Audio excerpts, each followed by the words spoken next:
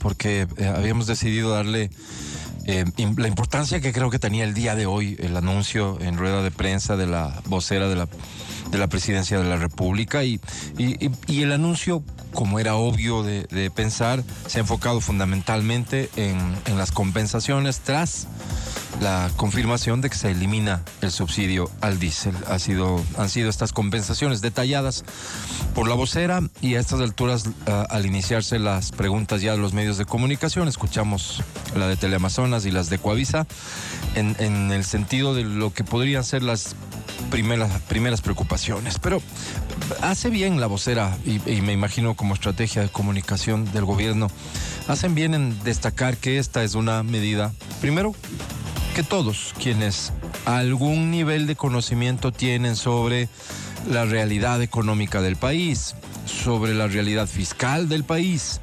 sobre teoría económica, sobre política mismo, en fin, todos sin excepción, los que tengan algún nivel de conocimiento, saben que esta era una decisión que se tenía que tomar y que ha sido postergada por muchos años, que es la decisión correcta. Un país que tiene déficit permanente, 5,000 millones de dólares, por supuesto que tiene que ver la forma de evitar botar el dinero. Y por botar el dinero, evidentemente me refiero a que en la figura de un subsidio, los beneficiarios sean principalmente quienes no lo necesitan, e incluso quienes lo usan para delinquir. En ese sentido, ¿por qué no se ha tomado la decisión antes? Muy bien hace la vocera en destacar que los gobiernos no habían tenido la posibilidad de hacerlo más allá de haber querido hacerlo. Y este es un tema evidentemente de capacidades que no pasan solamente por la voluntad, que uno podría decir, ok, vamos a hacerlo porque es mi convicción y lo tenemos que hacer. Pasa por supuesto por la fortaleza que debe tener un gobierno. Y no solo es un tema de fortaleza de respaldo. Dicen que hay una época inicial en los gobiernos en que el capital político debe servir para tomar decisiones complicadas. Por eso, algunos creíamos que la decisión que se tomaría sería la de convocar a una Asamblea Nacional Constituyente, por ejemplo. Que se necesita un capital político importante, porque al tomar una decisión de estas, vas de vuelta a las urnas una y otra vez, y para eso, evidentemente, necesitas tener capital político. Esta es una decisión que no pasa por la voluntad popular, pero por supuesto pasa por lo que sucede en las calles. Y la fortaleza entonces no solo tiene que ver, no principalmente tiene que ver con el respaldo que pueda tener de los ciudadanos de un gobierno, que evidentemente lo tiene, sino de la fuerza, de la capacidad de respuesta, del control, de todo lo que significa el concepto de gobernar, que lo tiene claramente definido el actual gobierno. Esto tiene que ver en su relacionamiento primerito con los suyos, con la fuerza pública, con las fuerzas armadas, policía. Por supuesto que debe tener una muy buena llegada con municipios, con gobiernos seccionales en general. Y más faltaba, organizaciones sociales, gremios. No se trata de tener a todos, pero saber en dónde es importante tener la posibilidad de esa conversación, de saber llegar con una información adecuada y de evitar lo que hoy podía haber sido en efecto un país incendiado. Cuando un gobierno tiene esas condiciones más o menos garantizadas, entonces puede tomar las decisiones que se sabe son las correctas. Más allá del intento, que es obvio, evidente, desde que se anunció la medida durante todo este fin de semana, habrás visto a los líderes de distintas agrupaciones políticas, a representantes de gremios, ni más faltaba, sí, actores políticos, analistas, a mucha gente que por convencimiento ideológico serán los menos, más por un cálculo político, porque el único cálculo político que tienen, por cierto, es el de le tiene que ir mal a este gobierno para que podamos tener chance nosotros. Han iniciado con esta idea de que el país tiene que levantarse y salir a protestar, y nos traen a la memoria esos escenarios de los levantamientos de años anteriores, probablemente el del 2018, el más relacionado con esto. Cuando incluso el gobierno tuvo que dar marcha atrás en una decisión que había tomado respecto justamente de subsidios de combustibles, de gasolina. Cuando el manejo de esa crisis que evidentemente cogía a un país siempre dividido, pero con el correísmo mucho más fuerte de lo que hoy está. Ni más faltaba, digo, le resultó muy complicado al gobierno de Lenín Moreno manejar esa situación. Al punto, insisto, debió dar marcha atrás. ¿Qué sucedió en el gobierno de Guillermo Lasso? Pues durante muchísimos días de paro, el gobierno asumió un sinnúmero de compromisos que luego simplemente dejaron la puerta abierta para que el señor Issa continúe con las amenazas permanentes en contra del país.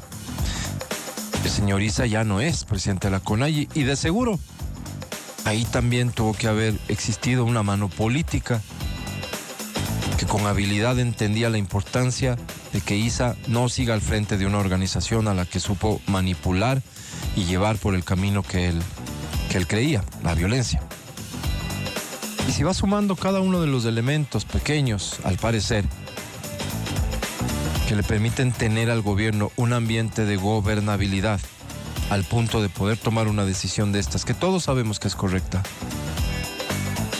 sabiendo que pueden en efecto presentarse focos específicos de inconvenientes, pero que no tienes a un país al día de hoy amaneciendo, iniciando semana, sumido en una gran crisis. Evidentemente hay que reconocerle el mérito político a ese gobierno. Lo que viene en adelante, por supuesto, que es, en cambio, la seriedad del gobierno lo que se pone a prueba. La seriedad con el cumplimiento de las compensaciones para que esto que hoy está tranquilo no se pueda complicar mañana. Porque por supuesto que en este país hay gente que necesita la asistencia del Estado. Y el hecho de que el subsidio al diésel se haya destinado principalmente para otros no significa que esos, siendo menos en cuanto a los beneficiarios directos de ese subsidio, no requieran que el Estado esté presente. Y por eso hay mucha expectativa con estas compensaciones anunciadas. Hay expectativa de que se cumpla, primero, que el valor del transporte público, que la tarifa del transporte no se incremente. Porque tendría evidentemente un efecto muy negativo en la economía. Que se cumpla con los campesinos. Que se cumpla con todos los que de una u otra manera y en mucha menor proporción de lo que los políticos dicen, en algo pudieran verse afectados por esto. Sí, así es. Que se aproveche ese dinero que se está ahorrando, digámoslo así, sirva para cumplir con grupos vulnerables, por ejemplo en la devolución del IVA. Importantísimo. Entonces digo, hay que vigilar como sociedad que estas cosas pasen, que se cumpla con la palabra empeñada, que los programas funcionen bien, que los funcionarios de nivel medio que están ahora en la responsabilidad de ejecutarlos lo hagan de una manera impecable. Para que, insisto, los que realmente necesitan del respaldo del gobierno no sean los que se vean perjudicados. Que se vean perjudicados los contrabandistas, pues. Que se vean perjudicados los que utilizan como combustible para el negocio criminal que sostienen. Que se vean perjudicados aquellos que tienen autos de alta gama y que decidieron comprar versión a diésel de sus vehículos, porque seguramente habrán dicho, bueno, ya que voy a gastar tanto en el auto, me voy a ahorrar en el combustible. No, el país no tiene por qué pagarles la tanqueada. Que se vean perjudicados los dueños de grandes flotas, que tienen grandes negocios del transporte entonces. Digo perjudicados porque evidentemente esto mueve sus economías, pero solo hace justicia. Porque ese es el valor que debe tener. Porque entonces no estamos sacando recursos de otros lugares para pagarles a ellos los que tienen que ser gastos que sepan manejar para administrar sus negocios o su vida privada. Y cuando una decisión entonces es solo la decisión correcta, con todo el respeto a todos quienes ya han levantado la voz o han aparecido con crítica o con opinión contraria o con sugerencias, etcétera, yo sí exhorto a dejar de un lado la mezquindad. Saben perfectamente que esto es lo correcto. Que no lo hayan podido hacer porque no tuvieron la fortaleza en su momento para poderlo hacer, les obliga todavía en mayor medida a respaldar lo que hoy está ocurriendo, a no dar espacio para que el análisis se distorsione. Yo creo que el país en algún momento y frente a cosas tan evidentes, y repito, no pierdan de vista, un gobierno que tiene respaldo ciudadano, no va a prestar atención a la demagogia con la que algunos quieren manejarse ahora.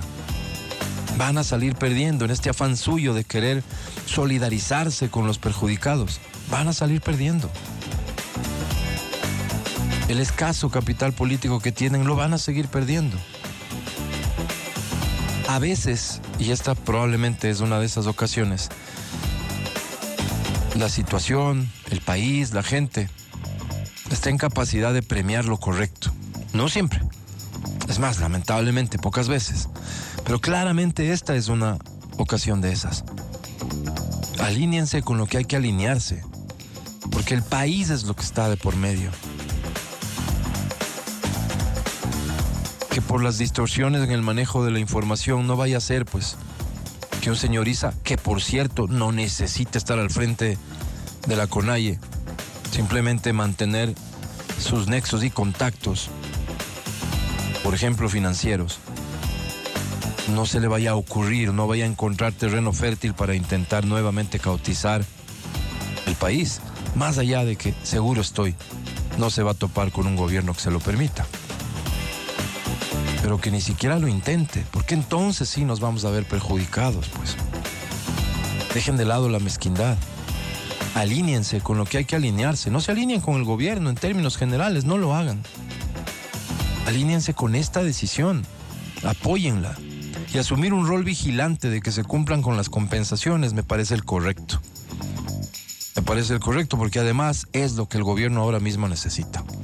Yo soy Álvaro Rosero, aquí da inicio el show de la papaya. Muy buenos días.